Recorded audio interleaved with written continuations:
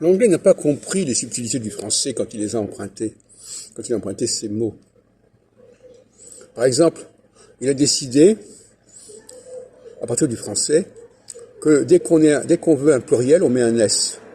Alors on met un S, alors c'est assez curieux aussi, on met un S après les noms, mais on ne met pas de S après les adjectifs.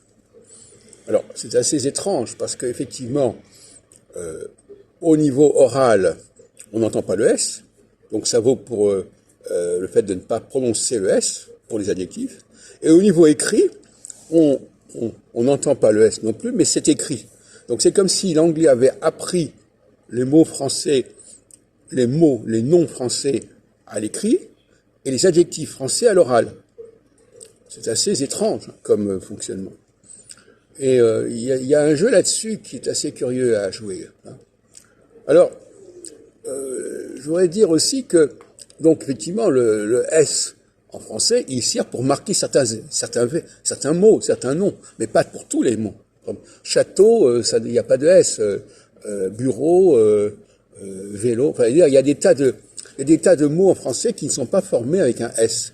Et l'anglais en a fait une généralité, non seulement pour les mots d'emprunter au français, mais pour des mots même anglais. Par exemple, girls, on dit boys. Ce sont des mots qui comportent le S français du pluriel, mais qui sont absolument pas français. De la même manière, pour les adjectifs, l'anglais ne sait pas distinguer entre les adjectifs au masculin et au féminin. Intelligent, c'est valable aussi bien au masculin qu'au féminin. Il ne fait pas la différence, alors qu'en français, justement, on fait la différence. Ce qui fait que le français marque beaucoup plus le masculin et le féminin que l'anglais. Et en ce sens-là, il se rapproche de l'hébreu, parce qu'en hébreu aussi, on marque très clairement le masculin et le féminin.